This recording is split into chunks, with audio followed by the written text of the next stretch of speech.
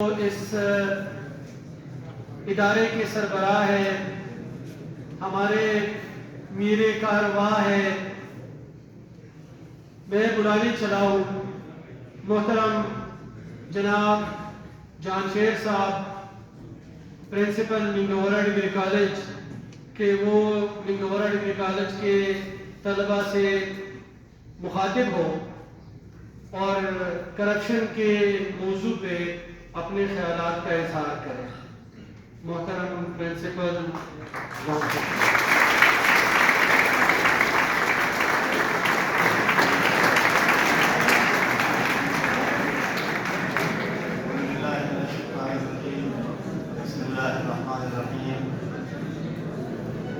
چونکہ ہم ایک قومی عالمی اور قومی موضوع پر بات کرنے لگے ہیں تو باتیں میرے آج کی باتیں اردو میں ہوں گی۔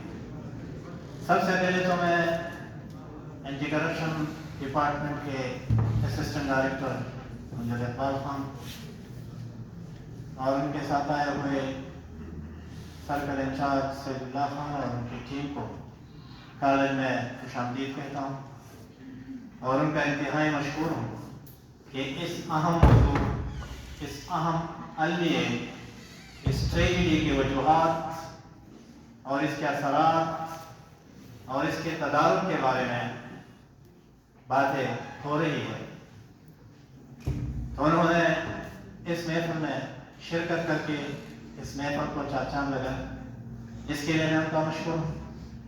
پھر میں ڈگری کالج منگنورا کے پروفیسر صاحبان اور اسٹاف ممبرس کا انتہائی مشکور ہوں کہ انہوں نے وقت نکال کے اس موضوع پر بات کرنے اور سننے کے لیے یہاں تشریف آوری کی۔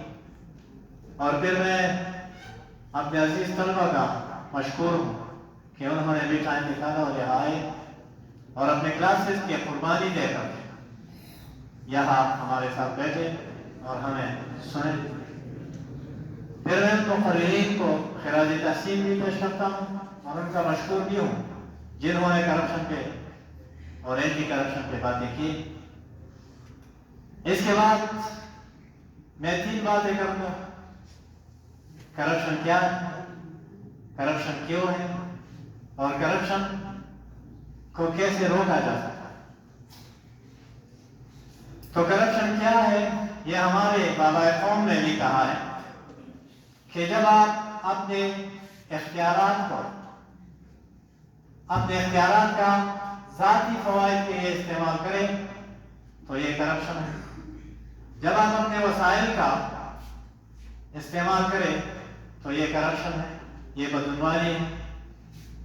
اسی طرح اگر ہم کلاس نہ لیں تو یہ کرپشن ہے، اگر ہم کلاس کم لیں، پیسے پورے لیں تو یہ کرپشن ہے، اگر اسٹوڈنٹ والدین سے پیسے لے کر کالج آتے ہیں، کلاس نہیں لیتے تو یہ کرپشن ہے، اگر والدین بچوں کو پیسے نہیں دیتے، انہیں حق سے محروم رکھا جاتا ہے تو یہ کرپشن ہے۔ تو کرپشن کے معنی انتہائی وسیع ہے۔ کرپشن صرف یہ نہیں ہے کہ کسی نے کسی سے پیسے دیے۔ اگر ہمارے فائلز سال اور مہینوں تک گھومتے رہے دفاتر میں تو یہ کرپشن ہے۔ اگر ہمارے کیسز، ہمارے مقدمات سالہ ہر سال عدالتوں میں پڑے رہے فیصلہ کیے بغیر تو یہ کرپشن ہے۔ اگر ہمارے اختیارات کا استعمال درست نہ ہو تو یہ کرپشن ہے۔ اگر ہمارے وقت کا استعمال صحیح نہ ہو تو یہ کرپشن ہے۔ اگر ہمارے وسائل کا استعمال ٹھیک نہ ہو تو یہ کرپشن ہے۔ اگر ہم ہائرنگ کر رہے ہیں، اپنوں کو نواز رہے ہیں تو یہ کرپشن ہے۔ اگر ہم انتخاب کر رہے ہیں اور ایسے لوگوں کا کر رہے ہیں جو کہ لیجسلیشن کے قابل نہیں ہے تو یہ کرپشن ہے۔ اگر ہم الیکشن لڑ رہے ہیں اور ووٹ خرید رہے ہیں، پیسوں سے ووٹ خرید رہے ہیں تو یہ کرپشن ہے۔ اگر ہم ڈاکٹرز ہیں، فیسیں لے کر اچھی علاج مہیا کرتے ہیں لیکن سرکاری اسپتال میں اچھی علاج مہیا نہیں کرتے تو یہ کرپشن ہے۔ اگر میں پرنسپل ہوں، میں آپ سے آپ لوگوں کا کام نہیں لیتا تو میں کرپٹ ہوں۔ اور مجھے اپنے ابتدائی ایام کا وہ دن یاد ہے جب میں نے جھاڑو دیا اور پائپ کیا کالج کی صفائی کے لیے، تو میں نے اب جو سیکنڈ ایئر کے طلبہ جا چکے ان میں سے کچھ طلبہ آئے، بار بار وہ آتے رہے، اصرار کرتے رہے کہ آپ کم از کم جھاڑو نہیں لیتے تو پائپ مجھے ہمیں دے دیں، یا آپ نہ کریں ہم کریں گے۔ یہ فطرت ہی ہے، فطرت ہے طلبہ کا کہ اساتذہ کو ایسے کام کرتے وہ ہیلپ کرنا چاہتے ہیں کام کرتے وقت، تو انہوں نے اصرار کیا۔ آخر میں نے چند اسٹوڈنٹس کو یہاں اس گیٹ کے سامنے یہاں جمع کر کے میں نے کہا کہ مجھے حکومت لاکھوں تنخواہ اس لیے دیتی ہے کہ میں یہاں کے ٹیچر کو کلاس میں، میں یہاں کے کلرک کا کام کرواؤں، میں یہاں کے لیب اسسٹنٹ سے لیب اسسٹنٹ کا کام کرواؤں، یہاں تک کہ میں ایک سویپر سے سویپنگ کا کام کرواؤں۔ اگر میں نہیں کروا سکتا تو مجھے خود کرنا ہے، یہ آپ لوگوں نے نہیں کرنا ہے۔ اٹ مینس کہ میں ڈیوٹی میں فیل ہو چکا، اگرچہ میرے 2 دن ہو گئے، میں کا مطلب یہ تھا کہ ہم فیل ہو چکے۔ اگر میں ایک سویپر سے اس کا کام نہیں لے سکتا یا نہیں لینا چاہتا، اگر نہیں لے سکتا تو میں انکمپیٹنٹ، اگر نہیں لے رہا تو میں کرپٹ۔ تو کرپشن صرف یہ نہیں ہے کہ کسی سرکاری آفیسر نے پیسے لیے اور اس پہ لاگو ہوا کہ الراشی والمرتشی کلاہما فی النار، رشوت دینے والا لینے والا دونوں جہنمی ہیں، کلاہما فی النار، آگ انہیں کھائے گا، تو یہ آگ کے ایندھن بنیں گے۔ تو یہ صرف الراشی والمرتشی تک محدود نہیں، الراشی والمرتشی کی معنی بہت وسیع ہے۔ آج مجھے بہت افسوس ہو رہا ہے کہ ہم 124 نمبر سے 140 نمبر پہ چلے گئے۔ ہم ایمانداری کے انڈیکس میں 188 ممالک میں 140 نمبر پہ ہے، اور اس سال کے دوران انتہائی افسوس کی بات ہے کہ 16 اور ملکوں کو چھوڑ کے ہم 17ویں نمبر پہ بیماری میں جا پہنچے۔ یہ انتہائی افسوس کی بات ہے۔ یہ ٹرانسپیرنسی انٹرنیشنل کا رپورٹ ہے۔ ٹرانسپیرنسی انٹرنیشنل کا مینڈیٹ یہ ہے کہ وہ ٹرانسپیرنسی دیکھتے ہیں، ہر ملک میں ہوتے ہیں، یہ ایک انٹرنیشنل NGO ہے، تو ان کا رپورٹ اگر چیز میں غلطیاں ہو سکتی ہے لیکن ان کا رپورٹ مستند ہوتا ہے۔ آج کل اخبارات کی سرخیاں، ٹی وی کے ہیڈ لائنز، FM ریڈیوز کے ہیڈ لائنز یہ ہے کہ ہم کرپشن کے روک تھام کرتے ہوئے، کرپشن کے خلاف آنے کا دعویٰ کرتے ہوئے ہم 16 اور ممالک کو پیچھے چھوڑ کر بیماری کی طرف آگے چلے گئے۔ یہ انتہائی افسوس کی بات ہے۔ تو یہ ہے کرپشن۔ کرپشن جیسے کہ میں نے بتایا کہ اس کی معنی بہت وسیع ہے۔ جو بندہ اپنا کام نہیں کرتا یا اپنا کام کرنے کے کا عوض مانتا ہے، کسی سے عوض مانتا ہے تو وہ کرپشن ہے۔ اختیارات کا غلط استعمال کرتا ہے، کام نہیں کرتا تو یہ سارے کرپشن کے زمرے میں آتے ہیں۔ اب کرپشن کیوں ہے؟ پاکستان میں ہے اور بہت زیادہ ہے۔ کیوں ہے؟ تو سب سے پہلے تو مجھے انگلش لٹریچر کے ایک novel lord of the flies ذہن میں آتا ہے، جو کہ ولیم گولڈنگ، جو کہ ایک اسکول کا استاد تھا، اس نے lord of the flies novel لکھی اور اسے نوبل پرائز ملا۔ نوبل پرائز اس کسی کو ملتی ہے جس نے انسانیت کی خدمت کے لیے کچھ کام کیا ہو۔ تو ولیم گولڈنگ کو lord of the flies novel میں نوبل پرائز اس لیے ملا کہ اس نے ایک بہت اہم بات کہی۔ اس ناول کا تھیم ہے دی ایول از ان مین۔ ہم من حیث القوم کرپٹ ہے، انسان میں ایول موجود ہے. ہم کہتے ہیں معاشرہ خراب ہے، معاشرہ ٹھیک ہے. ہم کہتے ہیں خراب برا وقت آ چکا ہے، وقت برا نہیں ہے. ہم کہتے ہیں لوگ خراب ہے. یہ بہت آسان بات ہے. سب سے زیادہ آسان بات، آسان ترین بات کسی پہ تنقید کرنا ہے. یہ ہم انتہائی آسانی سے کہہ سکتے ہیں کہ فلاں معاشرے میں بگاڑ ہے، وقت خراب آ چکا، حکومت، نقصان حکومت کا ہے، گناہ حکومت کی ہے، گناہ اداروں کی ہے. نہ حکومت کی گناہ، نہ معاشرے کی گناہ، نہ سائنس کی گناہ، نہ ادارے کی گناہ. گناہ اگر ہے تو ایول از اے مین. ہم من حیث القوم کرپشن کا عنصر ہر کسی نے شاید اس کے بلڈ میں شاید کر چکے ہیں. تو سب سے پہلی بات تو یہ ہے کہ ایول از اے مین والی بات ہے. جب تک ہم اپنی ضمیر سے، اپنے اسپرٹ سے، اپنے جسم سے ایول نکالتے نہیں، کرپشن ختم نہیں ہوگی.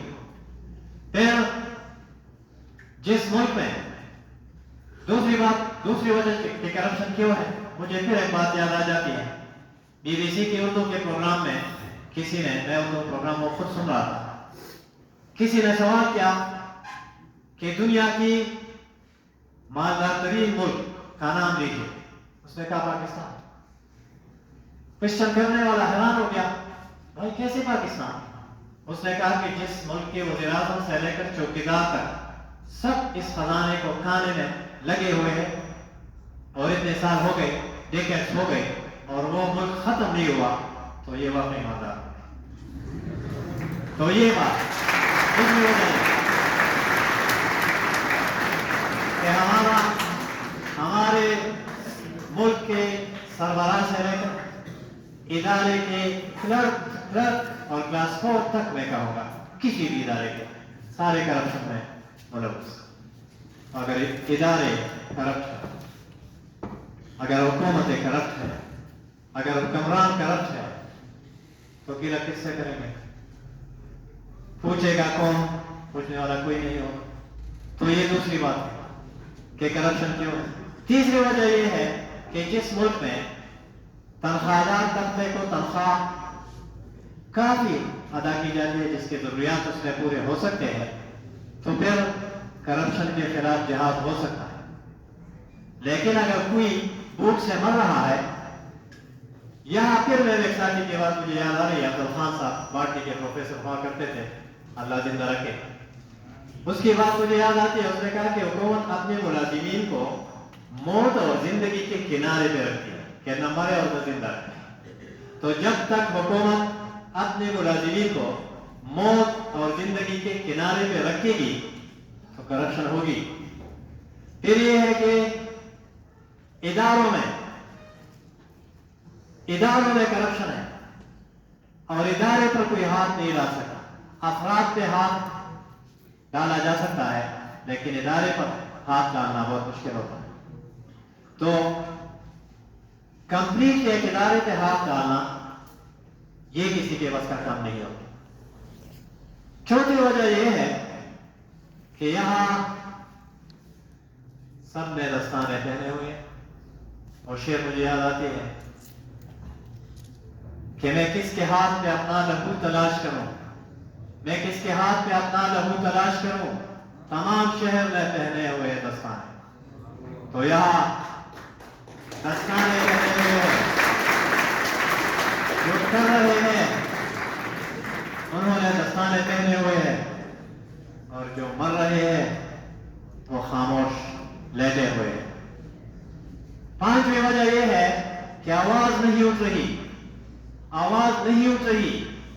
جیسے کہ راجور صاحب نے کہا کہ 65%، بلکہ یہاں علی صاحب ہم گپ لگا رہے تھے تو انہوں نے کہا کہ اس ملک میں 65% یوتھ ہے. اگر یہ 65% کرپشن کے خلاف آواز اٹھائے تو ان کو روکنے والا کوئی نہیں ہوگا. لیکن ہمارا یوتھ آوازیں تو اٹھا رہے ہیں، لیکن کرپشن بدعنوانی کے خلاف کسی نے بھی آواز نہیں اٹھائی. تو یہاں سے آواز نہیں اٹھ رہی. یہ چند وجوہات ہیں، اور بھی زیادہ لیکن ٹائم کم ہے تو میں مختصر کر دیتا ہوں. اب اس کی طرف آتے ہیں کہ تدارک کیسے ہو. تو سب سے پہلے بات کہ اوپر سے شروع، سب سے پہلے حکمران، پھر لیجسلیچر میں جو لیجسلیشن کرتے ہیں لیجسلیٹرز، پھر بیوروکریسی، سیول اینڈ ملٹری، پھر محکمے.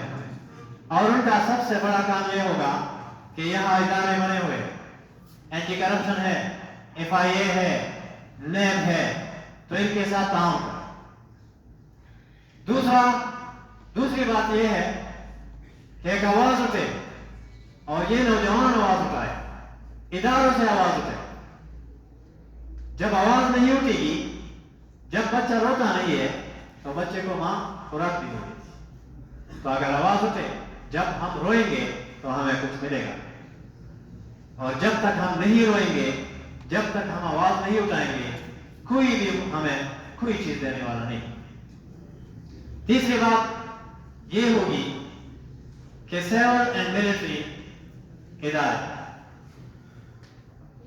ان اداروں کو ڈی سینٹرلائز کیا جائے. آج کل ہم دیکھ رہے ہیں سٹیزن پورٹلز بنے ہوئے ہیں، گمنام رپورٹس ہو رہے ہیں، انکوائریز ہو رہے ہیں. میں پچھلے مہینے ایک انکوائری پہ گیا تو وہاں جو معلومات میں نے کلیکٹ کیے وہ بیسٹ. تو یہ ڈی سینٹرلائز ہو. یہاں اسسٹنٹ ڈائریکٹر اینٹی کرپشن بیٹھا ہوا ہے دلی میں، تو اس کے لیے ایک سٹیزن پورٹل ہو کہ یہ سٹیزن جس سے رشوت مانگی جائے، جس کے فائل کو روکا جائے، جس کے مقدمے کو روکا جائے، ایک سٹیزن پورٹل ایسا بھی ہو کہ ہر ڈسٹرکٹ کے لیول پہ اسسٹنٹ ڈائریکٹر اینٹی کرپشن کو سٹیزن پورٹل پہ ایک کمپلینٹ بھیجی جائے. پھر اس میں عدلیہ بھی ان کے ساتھ، عدلیہ کا تعاون ہو، اس میں سیکیورٹی ایجنسیز کا تعاون ہو، پولیس کا تعاون ہو، آرمی کا تعاون ہو، اور سب سے بڑھ کر یہ کہ نوجوانوں کی آواز ہو، ان کی حمایت.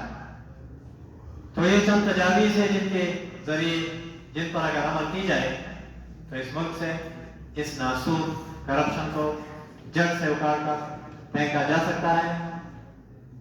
لیکن شرط یہ ہے کہ اداروں کو مضبوط کرنا. اینٹی کرپشن، کرپشن کے خلاف ایک ادارہ ہے، اس کے ساتھ تمام ادارے تعاون کریں، اور ہم اس ادارے کو یقین دلاتے ہیں کہ اگر آواز اٹھے گی تو سب سے پہلے ڈگری کالج بنگور سے اٹھے گی انشاءاللہ.